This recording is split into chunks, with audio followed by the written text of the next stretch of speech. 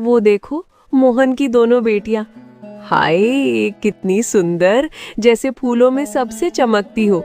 और दूसरी, ओ देखो उसकी रंगत कितनी काली और उसका चेहरा डरावना सा लगता है, देखकर दिल ही कांप उठता है। कभी भरोसा ही नहीं होता कि ये दोनों बहनें हैं। और सुनो, इसी काली बेटी की वजह से गोरी बहन का रिश्ता भी नहीं बन पा रहा। काली बहन बड़ी है, इसलिए उसके पिता पहले उसकी शादी करना चाहते हैं, मगर जो भी रिश्ता आता है वो गोरी को ही पसंद कर लेता है। हाय, इसी वजह से काली बेटी का रिश्ता कभी भी नहीं बन पा रहा। दोनों बहनें बाजार से सामान लेने निकली थीं। रास्ते में लोगों की कही हुई बातें जब सोनाली के कानों तक पहुंची तो सांवली बहन का मन बहुत उदास हो गया और वो परेशान हो उठी। वहीं गोरी बहन गंगा का गुस्सा भड़क उठा और वो बिना कुछ कहे सीधे घर की ओर बढ़ चली। ओहो, ये तो बड़ी ही मनहूस बात है। तौबा तौबा, चलो अब घर चलते हैं, हमें क्या। इधर दोनों बहनों की माँ अपने आंगन में झाड़ू लगा रही थी। तभी गंगा चिल्लाती हुई अपनी माँ के पास पहुंच गई। माँ सुन लो, आज के बाद इस काली कलोटी को मेरे साथ बाजार मत भेजना। मैं साफ साफ बता रही हूँ, अब बस हो चुका। क्या हुआ गंगा, इतने गुस्से में क्यों हो? क्या किया सोनाली तुमने? ये क्या बताएगी माँ, मुझसे पूछा जा रहा था आज। सारा गांव मुझ पर हंस रहा था। आप लोग इसकी वजह से मेरा विवाह नहीं करा रहे। क्या ये सारी जिंदगी बैठी रहेगी तो मैं भी बैठी रहूंगी माँ। आखिर इस काली कलूटी से कौन विवाह करेगा बताओ। गंगा, होश में हो तुम? तुम्हारी अपनी बहन है वो, कैसी बातें कर रही हो? हाँ, मैं मानती हूँ उसका रंग थोड़ा सांवला है, पर हाँ थोड़ा सांवला है माँ। क्या हो गया है तुम्हें? इसका रंग थोड़ा सांवला लग रहा है। अरे माँ, दिन को बाहर निकलती है ना तो ऐसा लगता है जैसे अंधेरा छा गया हो। वाह वाह, बस हो गया गंगा, तुम्हारा विवाह ये लोग नहीं होने देंगे। तुम्हारा विवाह गया। अच्छा, तो ये बात है। ठीक है गंगा, मैं आज ही तुम्हारे पिताजी से बात करती हूँ। तुम्हारा विवाह जरूर होगा। बस सोनाली को ऐसा बुरा भला बोलना बंद करो। अंदर चलो दोनों, मैं आंगन साफ करके आती हूँ। इधर उन दोनों के पिता ये सारा शोर सुनकर बहुत परेशान हो गए। तभी दोनों की माँ घर के अंदर आ गई।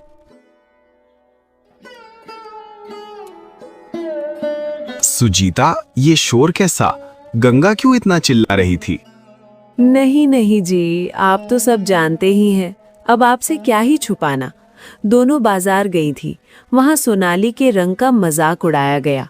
किसी ने हंसकर ताना कसा तो किसी ने गंगा को भी चुभता हुआ शब्द कह दिया कि सोनाली की वजह से ही इसके घर वालों को कोई रिश्ता देने तक को तैयार नहीं है।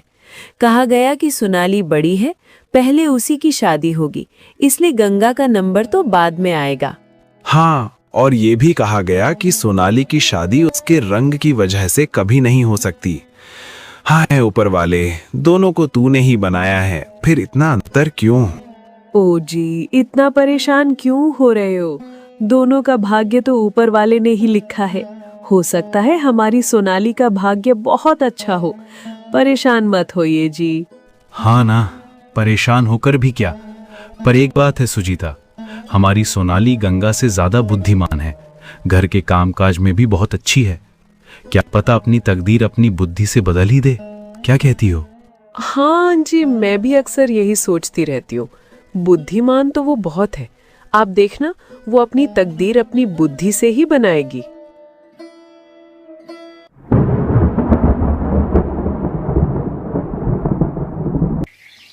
अगले रोज मोहन बाजार की ओर जाता है और वहां गांव का जमींदार पहले से आया हुआ होता है। जैसे ही उसकी नजर मोहन पर पड़ती है, वो उसे देखते ही आवाज देता है। अरे मोहन, मैं तुम्हारे घर की ओर ही जा रहा था। चलो तुम यहीं मिल गए। घर बार में सब ठीक है? जी जी जमींदार साहब, घर बार में सब ठीक है, खैरियत तो है। आज आप एक गरीब के घर कैसे जा रहे थे? कभी कभी गरीब से भी काम पड़ ही जाता है। वैसे तुम्हारी कितनी बेटियां हैं? सुना है तुम्हारी एक बेटी बड़ी सुंदर है। जी जी जमींदार साहब, मेरी 2 बेटियां हैं और दोनों ही बहुत सुंदर हैं। आप आएंगे तो खुद आकर देख लीजिएगा। ठीक है, मैं कल शाम को अपने बेटे को लेकर तुम्हारे घर आऊंगा, फिर वो खुद ही देखकर पसंद कर लेगा। ठीक है? जी जी जमींदार साहब, जैसा आपको ठीक लगे। ये सुनकर मोहन खुशी से पागल हो गया और बहुत खुशी के साथ घर आया। घर पहुंचकर उसने घर वालों को इस खबर की सूचना दी। जब ये खबर गंगा तक पहुंची तो उसने बड़े गुस्से में सोनाली से कहा, अरे काली कोलोटी, एक बात याद रखना, ये रिश्ता मेरे लिए आ रहा है तो इनके सामने मत जाना, वरना वो डरकर भाग जाएगी। और अगर इस बार तुम मेरे रिश्ते के राह में रुकावट बनी तो याद रखना, मैं तुम्हें जिंदा नहीं छोड़ूंगी, बता रही हूँ। छोटी, कैसी बात कर रही हो? मैं क्यों ही बनूंगी तुम्हारे रास्ते की रुकावट? अगर तुम्हारे नसीब जमींदार साहब के बेटे के साथ लिखे हुए हैं तो तुम्हारा विवाह वहाँ जरूर होगा। जा जा निकल, अब ज्यादा बकवास मत कर, समझी? मुझे पता है मेरा नसीब किसी अमीर घर में ही लिखा होगा, तो दिखा ले मुझे। जो एक बार देखता है वो देखते ही रह जाता है। मैं तो सुंदर हूँ और इनकार तो तुझे देखकर करते हैं लोग। बल्कि डर कर ही इनकार करता है कौवों की अप्सरा। बस कर दो, बस कर दो, ये सब सुन सुनकर मेरा सर फट रहा है। गंगा वाले लोग तो हमेशा कटती रहती हैं, मगर मेरी बहन तो तुम हो, फिर भी तुम मुझे ऐसा ताना क्यों देती हो?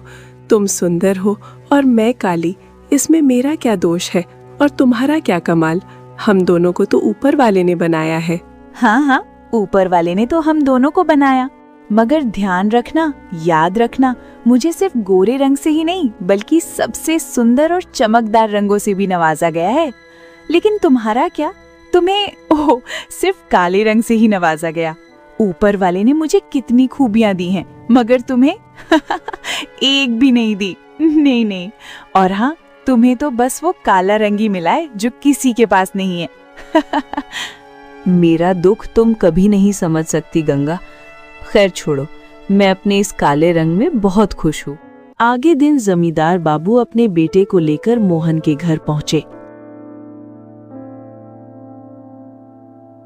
अरे मोहन, इतना तकल्लुफ करने की क्या ही जरूरत थी? हम तो बस सबसे पहले तुम्हारी बेटियों को देखेंगे, फिर ही कुछ खाएंगे पिएंगे भी। जी जी जमींदार साहब, जैसा आपकी इच्छा। सुजीता, जाके सोनाली को ले आओ। इतना सुनते ही सुजीता अपनी दोनों बेटियों के कमरे में जाती है और वहां जाकर सोनाली से कहती है, सोनाली, तुम्हारे पिताजी तुम्हें बुला रहे हैं, मेहमान आ गए हैं, ढंग से पेश आना, ठीक है? चलो आओ जल्दी। माँ, इसे कहाँ ले जा रही हो? इसे देखकर ही वो लोग भाग जाएंगे। उफ, आप और पिताजी मेरी शादी नहीं होने दोगे, अब तो मुझे यकीन हो गया है। गंगा, खामोश रहो। जानती हो ना अपने पिताजी को, जब उन्होंने सोनाली को बुलाया है तो कुछ समझकर ही बुलाया होगा, समझी? आओ सोनाली, जल्दी आओ। इस तरह उसकी माँ सोनाली को लेकर वहाँ से जमींदार के पास आ जाती है। जमींदार का बेटा सोनाली को देखकर उठ खड़ा हो जाता है। ये है आपकी बेटी? क्या मैं यहाँ आकर ये काली कलूटी लड़की देखने आया हूँ? क्या मैं इससे विवाह करूंगा? मैं इससे विवाह हरगिज नहीं करूंगा। उठ खड़े हो जाइए पिताजी, इसे यहाँ से ले जाइए। ये लोग तो हमारे साथ मजाक कर रहे हैं। क्षमा को जाइए जमींदार साहब, ये हमारी बड़ी बेटी है। अगर आपको ये पसंद नहीं आई तो मेरी छोटी बेटी भी है। आप रुके रहिए, मैं उससे बुला कर लाती हूँ, उठिए मत। जब गंगा वहाँ आती है तो जमींदार का बेटा उसकी सुंदरता देखकर दंग रह जाता है और कहता है, वाह, एक बहन कोहला और एक बहन हीरा। पिताजी, मुझे ये लड़की पसंद है, मैं इससे विवाह करूंगा, इस काली कलूटी से नहीं। अरे सो, ऐसे नहीं बोलते, सबको ऊपर वाला ने बनाया है। मोहन, मैं क्षमा चाहता हूँ। मेरे बेटे को तुम्हारी छोटी बेटी पसंद है तो हम उसका हाथ मांग रहे हैं तुमसे, मगर तुम फिक्र न करो, तुम्हारी बड़ी बेटी के लिए भी मेरे पास एक रिश्ता है। क्या सच में जमींदार बाबू? मेरी बड़ी बेटी की भी शादी हो जाओ तो अच्छा है, क्योंकि वो बड़ी है। ऐसे छोड़कर छोटी की शादी करना मेरे लिए मुश्किल है। हाँ, तो फिक्र क्यों करते हो? मेरी हवेली के पास एक अनाथ लड़का रहता है, कोई नहीं उसका बच्चा, मेरे फार्म में काम करता है। तुम कहो तो बात आगे बढ़ाऊं? जी जिम्मेदार बाबू, अगर लड़का अच्छा है और उसकी क्षमताएं हैं मेरी बेटी की जिंदगी को खुशियों में बदलने की, तो मैं सहमत हूँ। और समय के साथ ऐसा दिन भी आ गया जब दोनों बहनों की शादी हो गई। गंगा की डोली शान और ठाठ के साथ एक बड़ी हवेली में उतरी, जहां चारों ओर ऐश्वर्य और रौनक थी। वहीं दूसरी ओर सोनाली की डोली एक छोटी सी साधारण झोंपड़ी के सामने उतरी, जहां सादगी तो थी पर वैसी चमक दमक नहीं। मैं जानती हूँ ये विवाह हमारा कुछ ऐसा हुआ है कि आप मुझे देखकर पसंद नहीं कर सके, मगर मैं फिर भी आपसे पूछती हूँ, अगर मैं आपको पसंद नहीं हूँ तो मैं यहाँ से चली जाती हूँ। आप कैसी बातें कर रही हैं? आप मेरी पत्नी हैं और आप मुझे क्यों पसंद नहीं होंगी? आप तो इतनी सुंदर हैं, फिर आप ऐसा क्यों कह रही हैं? जीवन में पहली बार किसी ने मुझे सुंदर कहा है। ये शब्द सुनकर जैसे मेरा दिल भर आया है। आज तक लोगों ने तो बस मेरे काले रंग का ही मजाक बनाया है, मुझे ताने दिए हैं। कभी किसी ने मेरे मन को नहीं देखा, मेरी भावनाओं को नहीं समझा। लेकिन आज आपकी बात ने जैसे मेरे सालों पुराने घावों पर मरहम रख दिया है। मैं आज आपको एक बात बताता हूं, जिसके बाद आप स्वयं को पहचानने लगेंगे। सुंदरता कभी भी आपके चेहरे में नहीं होती। हर वो पत्नी अपने पति के लिए सुंदर है जो उसकी वफादार हो, उसके कठिन समय में उसका साथ देती हो, उसे कभी धोखा नहीं देती। आपके ये सब बातें सुनकर मुझे आज यकीन हो गया है कि ऊपर वाला कभी किसी के साथ अन्याय नहीं करता। इतना अच्छा पति पाकर मैं तो धन्य हो गई हूँ। और दूसरी तरफ गंगा का घमंड हर गुजरते दिन के साथ और भी बढ़ता जा रहा था। देखिए जी, मुझे नहीं पता, मुझे इससे भी अच्छा महल चाहिए, इतना शानदार कि मैं उसे अपनी काली बहन को बार बार दिखाकर जलाऊं। उसके तो कर्म ही फूट गए, मेरे हवेली के नौकर के साथ उसका विवाह हुआ है। जी, आप जो कहेंगी वही होगा। आपकी सुंदरता पर मैं तो अपना सब खजाना लुटा दूं, एक महल क्या चीज है। आप भी ना जी, अच्छी अच्छी बातें बनाते हैं। मुझे सोने का एक हार चाहिए, मिलेगा क्या? जी, क्यों नहीं मिलेगा, मैं कल ही जाकर आपके लिए ले आऊंगा। इसी तरह समय धीरे धीरे बीतता चला गया। गंगा हवेली में रानियों की तरह ऐश और आराम से रहने लगी। उसके चारों ओर सुख सुविधाएं थीं। वहीं दूसरी ओर सोनाली एक गरीब सी झोपड़ी में अपना जीवन गुजार रही थी, जहां कभी कभी एक वक्त का भोजन जुटा पाना भी उसके लिए बहुत कठिन हो जाता था।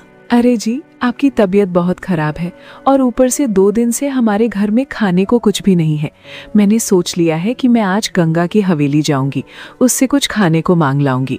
वो जरूर मेरी मदद करेगी और कोई रास्ता नहीं है, नहीं तो भूख से हम दोनों मर जाएंगे। सोनाली, मुझसे शादी करके तुम कितनी मजबूर हो गई हो कि मांगने तक की नौबत आ गई है। मैं कितना बुरा इंसान हूँ कि तुम्हें 2 वक्त का खाना तक नहीं दे सकता। धिक्कार है मुझ पर। अरे नहीं नहीं, आप ऐसा क्यों बोल रहे हैं? आप जब तक थे तो मांगने तक की नौबत नहीं आई थी, और वो तो मेरी बहन है, वो जरूर मेरी मदद करेगी। चलो, अगर तुम्हें लगता है कि मालकिन तुम्हारी मदद करेंगी तो फिर कोई बात नहीं, तुम चली जाना। और वो तो तुम्हारी बहन भी है, मिलकर भी आ जाना उनसे। कितने समय से तुम उनसे नहीं मिली हो। हाँ, उसे देखे हुए बहुत समय बीत गया है, इसी बहाने उससे मिल भी लूंगी। मगर सोनाली जानती थी कि गंगा उसे पसंद नहीं करती, मगर उसे एक आशा थी कि शादी के बाद गंगा बदल गई हो। इसी गलतफहमी में वो खुशी खुशी गंगा के घर की ओर निकल पड़ी।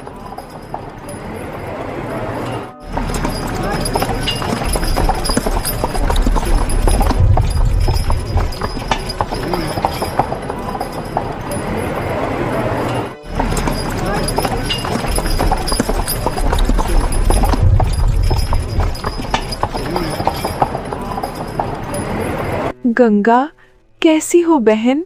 कितना समय हो गया हम दोनों ने एक दूसरे को देखा तक नहीं। कैसी हो मेरी बहन? अरे धीरे बोलो, और हाँ, मुझे बहन मत कहो। यहाँ मेरे नौकर मेरे बारे में क्या सोचेंगे कि मेरी तुम जैसी काली बहन है। धीरे बोलो। गंगा, तुम तो बिल्कुल वैसी ही हो, बिल्कुल भी नहीं बदली। हाँ तो क्यों बदलूं? अरे मेरे पति देव तो मेरी सुंदरता पर मरते हैं। मेरा ठाट बाट देख लो, नौकर काम करते हैं मेरे गए, और तुम मुझे समझोगी? तुम्हारा पति तो खुद मेरी हवेली में नौकर है, समझी?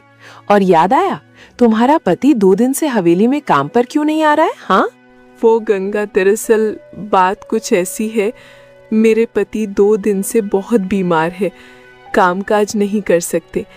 हमारे घर में खाने को अन्न का एक दाना भी नहीं है। मैं इसलिए हवेली आई हूँ। मुझे तुमसे कुछ मदद चाहिए। हाँ, तो यूं कहो ना कि मांगने आई हो मेरे घर में, तो तुम्हें घर के अंदर ले जाती, कुछ खिला पिला देती। मगर हमारे यहाँ का एक नियम है, हम मांगने वालों को घर के अंदर नहीं ले जाते। तुम रुको, मैं तुम्हारे लिए कुछ लेकर आती हूँ।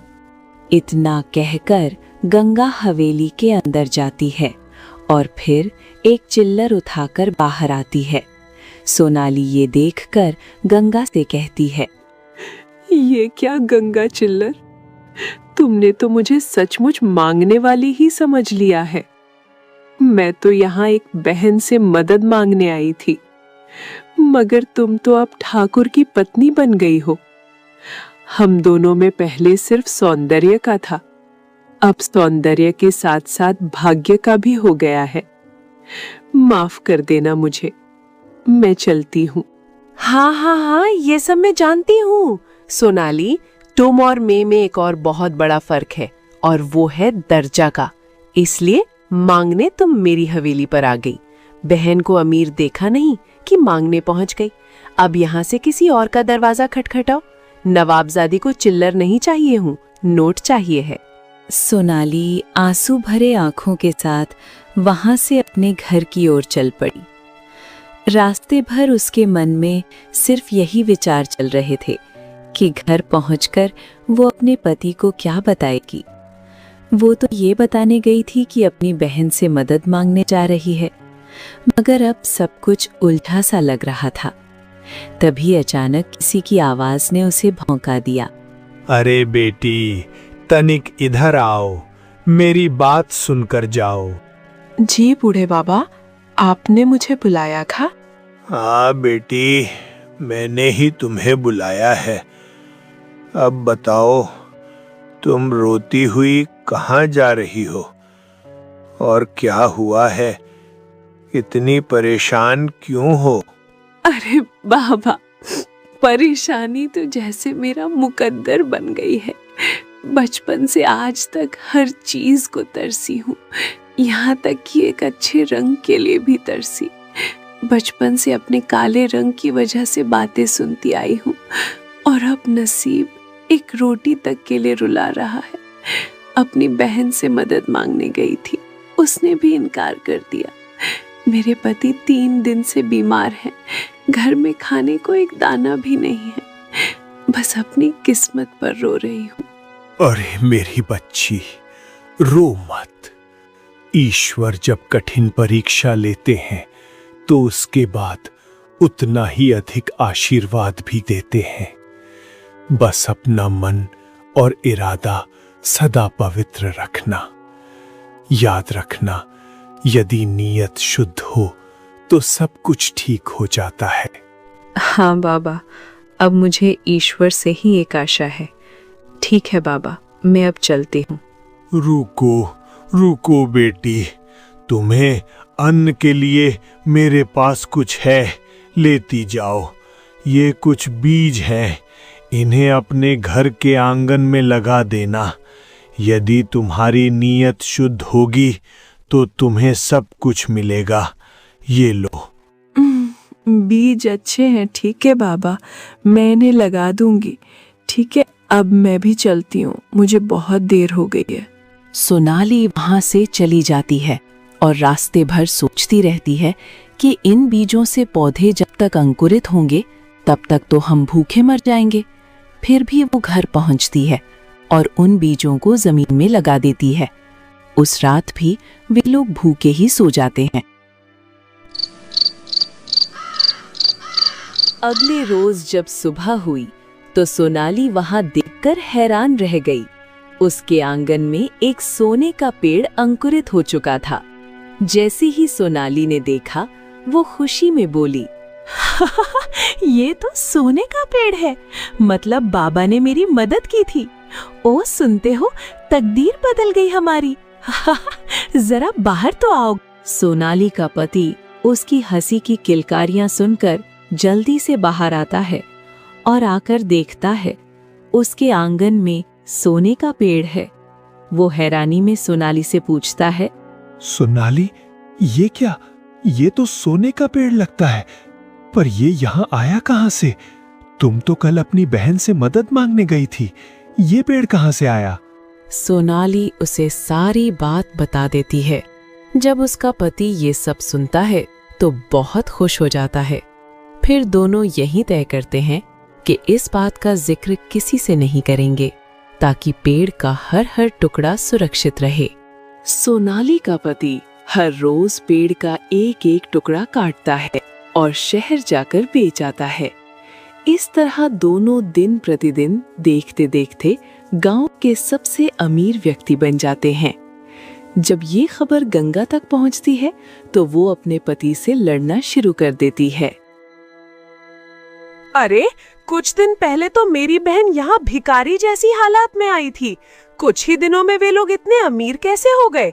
ये कैसे हो सकता है? मैं बता रही हूँ, कुछ तो जरूर गड़बड़ है। लोगों को किसी तरह पता चल ही जाएगा। हाँ, तो वो तुम्हारी अपनी बहन है, जो जाकर उससे खुद ही पूछाओ। मुझे क्या पता इन लोगों का, मुझसे क्यों लड़ रही हो? हाँ, खुद ही जाऊंगी। ऐसा तो मैं उसे नहीं छोड़ूंगी, खुद ही पूछूंगी उससे। अगले रोज गंगा बड़ी ही बहानी बनाकर सोनाली के घर की ओर निकल रही थी। रास्ते में वो बाबा नजर आए। गंगा को देखकर बाबा समझ गए और गंगा को आवाज दी, अरे बता गंगा, तुम सोनाली की बहन हो ना? जानना चाहती हो वो कैसे अमीर बनी? अरे बाबा, आप तो बहुत अंतर्यामी लगते हो बाबा, मुझे भी बता दो वो कैसे अमीर बनी। बती, वो यहाँ से कुछ बीज ले गई थी। उसकी नीयत के मुताबिक उसे सब मिल गया है। तुम बताओ, क्या तुम वो बीज ले जाना चाहती हो?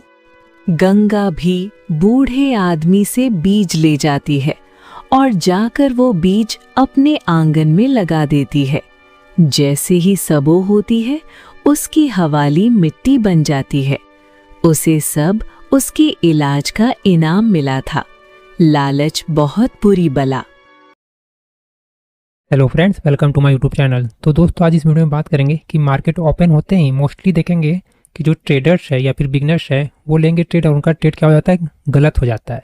अगर देखिए उनके डायरेक्शन में चला गया तो बहुत अच्छा है, वो तुरंत क्या करेंगे, प्रॉफिट बुक कर लेंगे।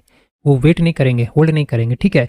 लेकिन मोस्टली जो देखा गया है ना कि मार्केट ओपन होते ही बहुत क्या करते हैं, बिगनर्स ट्रेड ले लेते हैं और क्या होता है, उनका ट्रेड क्या होता है, गलत हो जाता है। समझ गए? तो मैं आज आपको बताऊंगा कि आपको इसमें क्या करना था और क्या इसमें आपको नहीं करना था। जैसे कि आप इसमें जो होता है, जो स्टार्टिंग जैसे मार्केट सवा जो ओपन होता है तो उसमें बिगनर्स क्या करते हैं, सडनली ट्रेड ले लेते हैं, या तो ऊपर या तो नीचे, एक तरह से गैम्बलिंग के टाइप पे। समझ गए? उसमें आपको क्या करना है, क्या नहीं करना है। उसमें क्या रहता है कि आपको ले लिया, तुरंत आपको देखिएगा बहुत तेजी के साथ या तो लॉस होगा या तो फिर प्रॉफिट होगा। समझ गए? तो मोस्टली क्या होता है, वहाँ पे लॉस होने का चांस रहता है। समझ गए? तो देखिए मैं आपको बताता हूँ कि आपको क्या नहीं करना चाहिए। सुबह 9 बजे मार्केट मान के चलिए ओपन हो चुका है, ठीक है। यहाँ मैं सही से लिखता हूँ। देखिए मार्केट क्या है, 9:15 बजे ओपन हो चुका है। अब क्या करेंगे बिगनर्स ना, यहाँ पे तुरंत मतलब कूद करके ट्रेड ले लेंगे, या तो चलो मार्केट ऊपर जाएगा। समझ गया? किसी भी इंडेक्स में ले लिए, ये सब टोटल जो इंडेक्स है मान के चलिए किसी में ले लिए, या तुमको लग रहा है ऊपर जाएगा, क्या करेंगे 2, 4, 5 या जितना भी उनके अनुसार कैपिटल है अपना कुछ लगा देंगे, और या फिर सोचेंगे नीचे आएगा तो नीचे का पुट पे लगा देंगे, या तो कॉल बाय कर लेंगे, ठीक है, या तो फिर पुट बाय कर लेंगे, ठीक है। कॉल में उनको क्या होगा, प्रॉफिट होगा, उनके डायरेक्शन में गया। पुट में भी प्रॉफिट होगा अगर उनके डायरेक्शन में गया तो। समझ गए? तो देखिए आपको क्या नहीं करना चाहिए, खास करके जब मार्केट तुरंत 9:15 बजे ओपन ही होता है तो। समझ गए? तो देखिए जो लॉस है ना वहाँ पे बढ़ जाता है, चांस जो है ना, प्रॉफिट का चांस मान के चलिए, लॉस का चांस यहाँ पे जानते हैं 70% हो जाता है। 70%। प्रॉफिट का जो चांस है ना, ये आप कमाते 30% रहता है अगर आप 9 बजे तुरंत घुस के करके ट्रेड ले लेते हैं। 9:15 में तुरंत ओपन हुआ, तुरंत ले लिए किधर भी साइड का, चाहे कॉल हो चाहे कि पुट हो, समझ गए। तो आपको क्या नहीं करना चाहिए मैं आपको आज इस वीडियो में बताऊंगा, तो अच्छे से ध्यान से देखिए और समझिए, समझ गए। तो देखिए, ओपनिंग का टाइम जब मार्केट खुलता है ना, ओपन होता है ना, तो क्या रहता है ना, बहुत ज़्यादा वॉलेटाइल रहता है, वो बहुत ज़्यादा क्या रहता है, वॉलेटाइल रहता है, समझ गए। तो उसमें आपको क्या रहता है ना, बहुत ज़्यादा वॉलेटाइल होने के कारण क्या करता है, ये जो मार्केट जो मतलब बिग प्लेयर्स रहते हैं ना, बड़े प्लेयर्स, समझे, वो सब क्या करते हैं ना, एक्टिव होते हैं, समझ गए। अब बड़े प्लेयर्स कौन हो गया आपका, एफआईज। देखिए, आप माइंड नहीं कीजिएगा, मैं ठीक से नहीं लिख पा रहा हूँ, बस सिर्फ सीखने में फोकस कीजिए, ठीक है। ये मत देखिए कैसा लिखा रहा, जो बिग प्लेयर्स कौन हो गया, एफआईआई और डीआईआई, समझ गए। तो फॉरेन इन्वेस्टर होते हैं और डोमेस्टिक इन्वेस्टर जो इंस्टीट्यूट वाले होते हैं, वो क्या करते हैं, वैसे बड़े प्लेयर है। तो क्या है ना, जैसे ही मार्केट ओपन हुआ, ये दोनों सब क्या करेंगे, एक्टिव हो जाएंगे, समझ गए। और प्राइस है ना, बहुत तेजी से क्या है ना, ऊपर नीचे होगा प्राइस, समझ गए। मतलब निफ्टी या इंडेक्स या कोई भी हो, चाहे कोई स्टॉक में ही, देखिएगा प्राइस 9:15 बजे बहुत तेजी के साथ वॉलेटाइल, ये क्या हो गया, बहुत ऊपर नीचे बहुत तेजी से हो रहा है, क्या है मतलब, इसी मतलब वॉलेटाइल है, समझ गए। अगर आपने यहाँ पे प्रीमियम जैसे कि बाय कर लिया, जैसे देखिए ये हो गया मार्केट बहुत तेजी से वॉलेटाइल है, ठीक है, इसी को बोलता है वॉलेटाइल, बहुत तेजी से ऊपर नीचे। आपको लग रहा है ऊपर जाएगा, आपने यहीं पे तुरंत बाय कर लिया, या चलिए आपने यहाँ पर बाय कर लिया, ठीक है, आपने यहाँ बाय किया, आपको यहाँ निकल जाना चाहिए था आपके अनुसार। अगर आपको यहाँ प्रॉफिट दिख रहा है तो चलिए, अगर निकल गए, अगर नहीं निकले तो फिर क्या होगा, फिर यहाँ से नीचे आ जाएगा, फिर आपको मतलब क्या होगा ना, फिर यहाँ आएगा, फिर लॉस दिखेगा, फिर आपको क्या होगा, इस लेवल से फिर ऊपर आएगा, फिर आपको प्रॉफिट दिखेगा, मतलब फिर यहाँ आएगा तो प्रॉफिट दिखेगा, फिर आपको लॉस दिखेगा। तो ये होगा प्रॉफिट लॉस आपको दिखेगा, आपको समझ में नहीं आएगा क्या किया जाए, समझ गया। उसी में क्या किया, अगर मार्केट चलिए ऐसे कर रहा, उसी चलिए एक डायरेक्शन अगर चला गया, तब तो चलिए अगर आपने यहाँ बाय किया तो आपको प्रॉफिट हो गया, लेकिन वही डायरेक्शन से अगर नीचे आ गया तो क्या होगा, आपको यहाँ से लॉस हो जाएगा, समझ गए। तो ओपनिंग के टाइम में जो बड़े प्लेयर्स रहते हैं, एफआईआई और डीआईआई, वो क्या होते, एक्टिव हो जाते हैं, तो समझे। तो वही मार्केट को बहुत तेजी से ऊपर नीचे करते हैं, समझ गए। ऊपर नीचे करने मतलब वो बाय सेल बहुत तेजी से बड़ा क्वांटिटी के साथ करते हैं, इसीलिए बहुत तेजी के साथ यहाँ आपको इस टाइप का मतलब दिखेगा। और आपने कॉल का ही प्रीमियम या फिर पुट का प्रीमियम बाय किया होगा ना, तो आपको उसमें ही बहुत तेजी से प्रॉफिट लॉस दिखेगा, समझ गए। तो 70% है ना, वो क्या करते हैं, लॉस बुक कर लेते हैं, लास्ट में तेजी में घुस जाते हैं, 70% यहाँ से लॉस बुक कर लेते हैं, और जो सिर्फ 30% रहते हैं वो इसमें ही प्रॉफिटेबल रहते हैं, मान के चलिए, समझ गए। तो ये इसलिए यहाँ पे लॉस का संभावना बढ़ जाता है, समझ गए। तो बिगनर्स अगर है, समझ गए, तो वह ना क्या ना कंफ्यूज हो जाते हैं कि मार्केट ऊपर ही निकलेगा या कि नीचे ही जाएगा। वो बस अपना गैम्बलिंग के टाइप पे लगा दिए, चाहे वो अपना सिर्फ सोच रहे हैं कि मुझे लग रहा है ऊपर जाएगा। देखिए, आपको लगने से नहीं होगा ना, या आपको लग रहा है कि नीचे जाएगा, तो आपको लगने से नहीं होगा। बड़े प्लेयर्स कौन है, एफआईआई और डीआईआई, यही सब क्या है, बड़े प्लेयर्स है।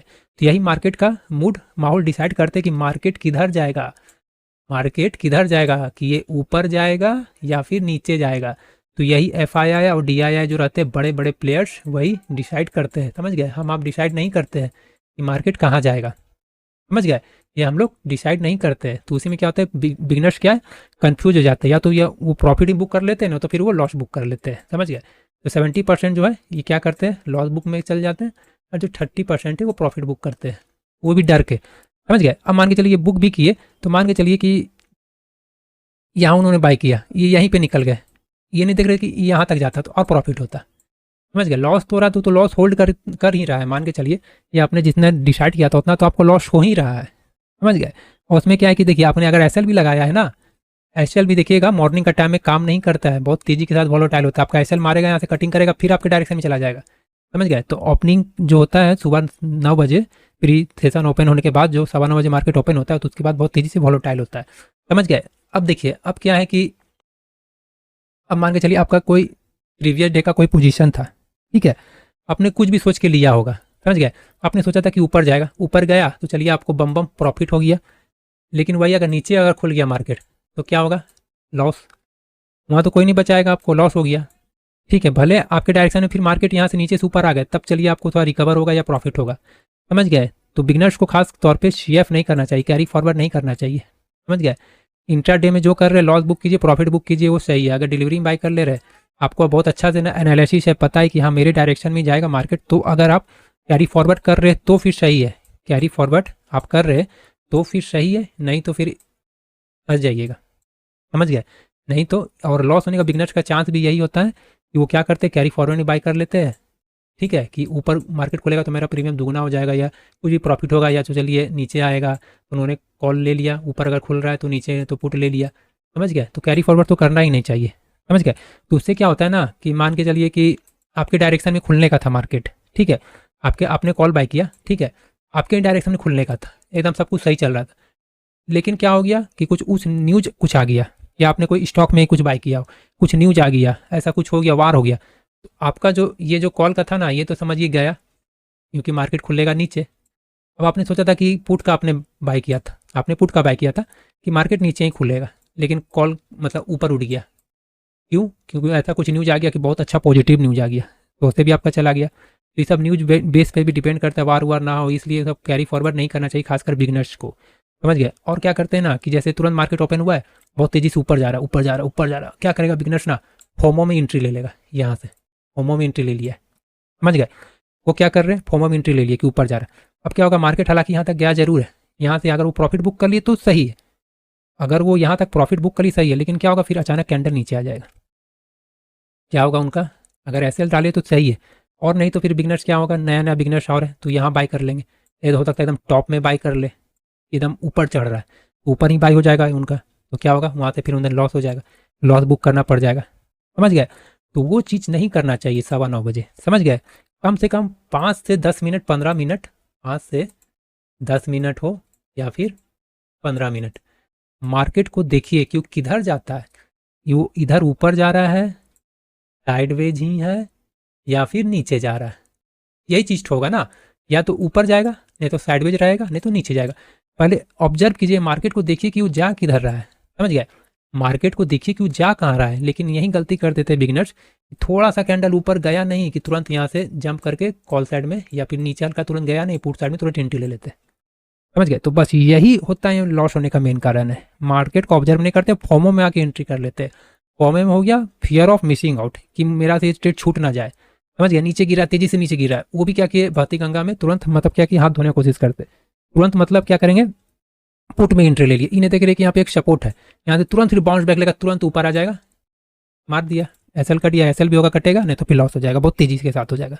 और बहुत होता है कि फेक ब्रेकआउट में घुस गए, समझ गए, बहुत फेक ब्रेकआउट होता है, समझ गया। ऐसे ऐसे लगेगा, यहाँ लग रहा है कि रेजिस्टेंस है, ठीक है, आपको लग रहा है यहाँ से रेजिस्टेंस है, ठीक है, आपको लगेगा रेजिस्टेंस है, ठीक है, यहाँ से क्या होगा मार्केट, या तो थोड़ा सा क्या करेगा ना, ऊपर निकलेगा, थोड़ा सा ऐसा, बिगनर्स को लगेगा अरे रेजिस्टेंस तो ये वाला था, इस लेवल का रेजिस्टेंस था, अब क्या किया, रेजिस्टेंस तो लग रहा ब्रेक कर दिया, वो क्या कर लेंगे, यहाँ पे एंट्री एकदम, आपको ही पता है कि रेजिस्टेंस से मार्केट का ब्रेक किया तो ऊपर ही जाएगा, ऊपर ही जाएगा, और नहीं किया तो फिर नीचे ही आएगा, समझ गए ना, नहीं किया तो फिर क्या होगा, नीचे ही आएगा।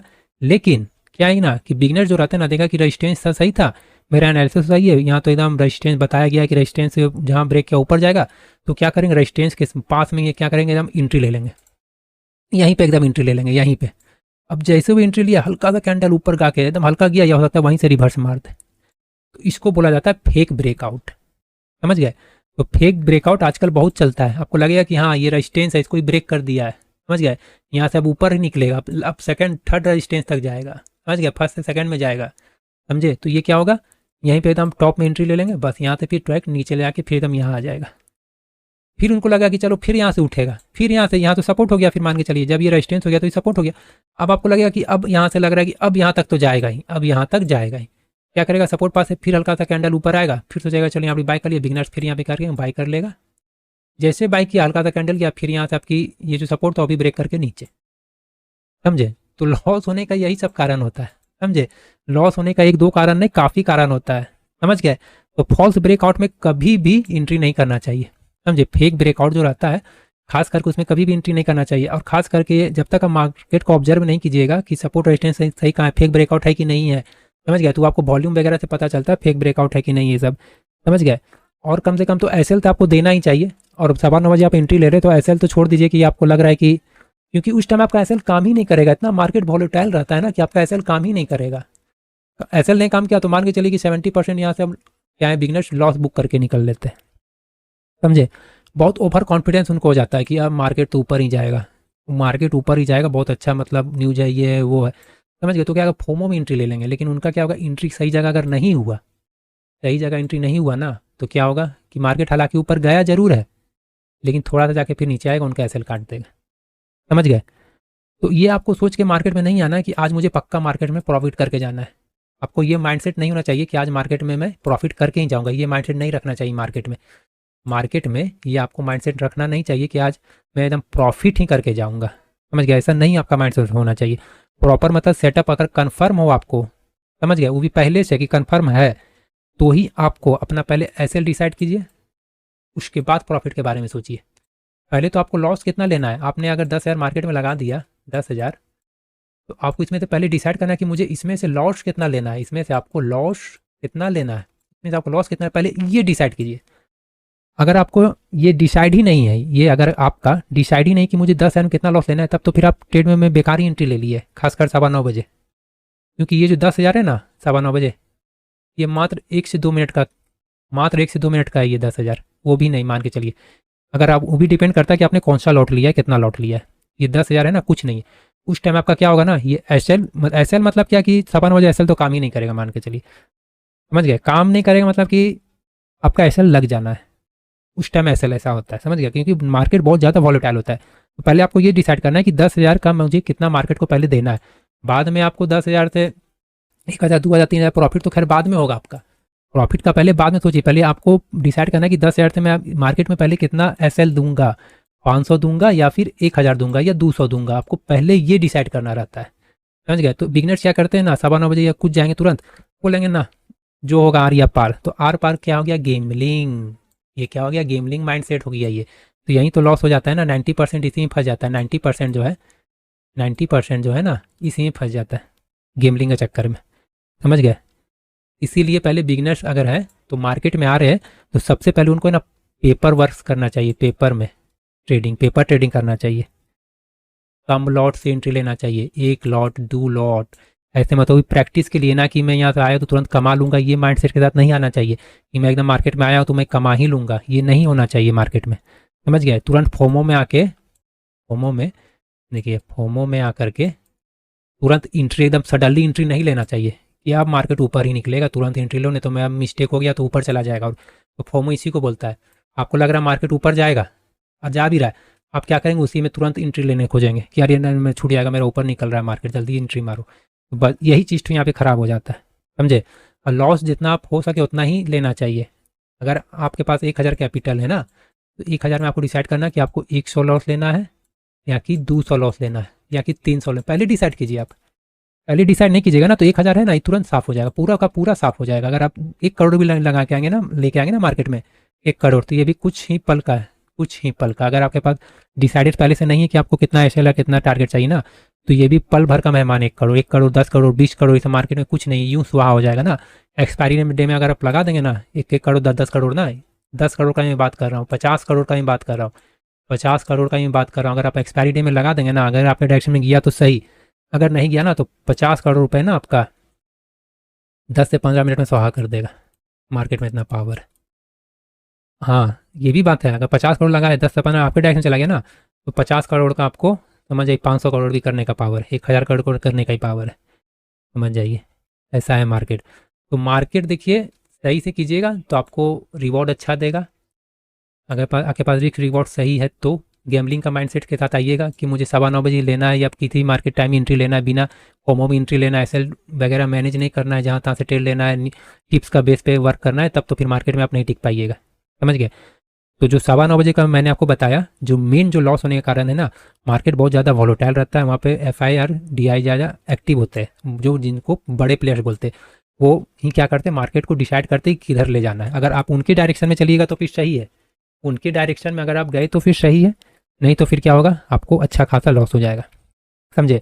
तो सही तरीका देखिए क्या है, 10 से 15-20 मिनट वेट करो, कम से कम 9:30 तक, 9:45 तक आराम से मार्केट को पहले शांत होने देना चाहिए। समझ गए। फिर एकदम ओपनिंग रेंज का हाई और लो आप मार्क कीजिए, हाई और लो एकदम मार्क कर लेना है आपको एकदम अच्छे से। वॉल्यूम का आपको डायरेक्शन पता होना चाहिए, जहाँ आप देखिएगा फेक ब्रेकआउट जहाँ होगा ना, यहाँ ये क्या है ना, वॉल्यूम आपको वॉल्यूम कम मिलेगा जहाँ फेक ब्रेकआउट रहेगा। समझ जाइए, हम फेक ब्रेकआउट है, वॉल्यूम में आपको बता देगा। वॉल्यूम क्या बताता है आपको कि कहाँ पे ज़्यादा buy sell, buy sell, buy sell, buy sell वहाँ हो रहा है। जहाँ देखिएगा कि फेक ब्रेकआउट है वहाँ वॉल्यूम ज़्यादा होगा ही नहीं, तो वॉल्यूम यहाँ देखिए कम है, तो यहाँ क्या होगा समझ जाइए क्या होगा, यहाँ पे फेक ब्रेकआउट है, वहाँ पे ज़्यादा कोई एक्टिव नहीं, बाय सेल नहीं हो रहा, आपको फंसाने के लिए किया जा रहा है। समझ गया, आपको एकदम लग रहा है कि हाँ कन्फर्म ब्रेकआउट है, ये कन्फर्म, ये रेजिस्टेंस हो गया, कन्फर्म आपको ब्रेकआउट लग रहा है ये, तो वहीं आपको एंट्री लेना है एकदम। समझिए एसएल तो आपको एकदम स्ट्रिक्ट देना है एकदम।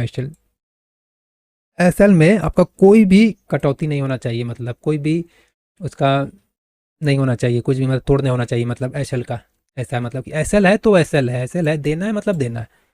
ये नहीं कि एसएल हम एसएल नहीं देंगे, बार बार एसएल हिट कर देता है, तो समझिए एसएल नहीं दीजिएगा ना तो 1 लाख लगा के आइएगा ना, 1 लाख लेके तो तुरंत स्वाहा हो जाएगा 1 लाख का। अगर आपने एसएल दे दीजिएगा ना तो 1000 ही, अगर आपने एसएल दिया उस अनुसार तो 1000 जाएगा, उससे ज़्यादा नहीं जाएगा। समझ गए, तो उससे क्या होगा आपका बाकी 99,000 बच जाएगा मार्केट को। अगर आप एसएल नहीं दिया, आपका अपोजिट डायरेक्शन में चला गया ना, आपने लिया ऊपर का, मार्केट आ गया नीचे, तो 1 लाख का ना तुरंत स्वाहा कर देगा। डिपेंड करता है कि आपने कौन सा स्ट्राइक प्राइस पे कौन सा और कितना लॉट बाई किया है, ये भी डिसाइड करता है। समझ गए, तो मैंने आपको सिंपल शब्दों में बता दिया कि बिगनर्स को खास तौर पे 9:15 बजे तुरंत कूद फान की एंट्री नहीं लेना चाहिए। उस टाइम मार्केट क्या है, बहुत ज़्यादा वॉलेटाइल होता है। समझ गए, और आपको कैरी फॉरवर्ड भी बिगनर्स को नहीं बना के रखना चाहिए। कैरी फॉरवर्ड मतलब होता है कि मैंने आज लिया हूँ तो मैं कल इसको सेल करूँगा। समझ गए, तो ये सब आपको नहीं करना चाहिए, बिगनर्स के लिए मैं बता रहा हूँ। समझ गए, खासकर तो ज़्यादा लॉट से ट्रेड ही नहीं करना चाहिए। पहले तो सीखने का मकसद से आइए, तो 1 लॉट से सीखिए, 2 लॉट से सीखिए, उससे ज़्यादा नहीं, 2 लॉट से ज़्यादा नहीं, और ओवर ट्रेडिंग तो बिल्कुल नहीं करना चाहिए। समझ गए, तो मैंने आपको इस वीडियो में एकदम जो मेन जो आपको टॉपिक था उस पे जो मैंने बताया आपको खासकर, तो आप तो खास तौर पे समझ ही गए होंगे। अगर नहीं समझे फिर भी तो आप वीडियो को अच्छे से फिर से एक बार देखिए स्लो करके, समझे, एकदम आप अच्छे से समझ जाइएगा, क्योंकि मैंने जो आपको बताया है मैं ख्याल से कि छोटा छोटा बच्चा ही समझ जाएगा। समझ गए, तो आपको क्या करना है, 9:15 बजे बिल्कुल एंट्री नहीं लेना है। 9:15 बजे का आंकड़ा मैं बता रहा हूँ ना, 70% लॉस, 30% वो भी बुक करते प्रॉफिट, मतलब क्या कि बहुत अच्छा प्रॉफिट बुक कर लिए, वो नहीं है, वो चीज़ तो नहीं। वो 9:15 बजे बहुत मुश्किल है, आपको समझ रहे हैं, 9:15 बजे बहुत मुश्किल होता है ये। समझ गए, वो बहुत ज़्यादा जिसको एक्सपीरियंस है, अच्छा एनालिसिस करते, वही सब में टिक सकते हैं। समझ गए, खासकर 9:15 बजे वाले टाइम में। ठीक है, तो आई होप आपको अच्छा लगा होगा वीडियो। नहीं समझ में आया तो फिर से आप वीडियो देखिएगा। कोई भी आपको सवाल है तो आप कमेंट सेक्शन में पूछ सकते हैं, मैं आपको बताऊंगा। तो फिर गाइज मिलते हैं नेक्स्ट वीडियो में। चैनल में आप लोग नए हैं तो चैनल को आप लोग को सब्सक्राइब कर लेना है। ठीक है, मिलते हैं गाइज नेक्स्ट वीडियो में।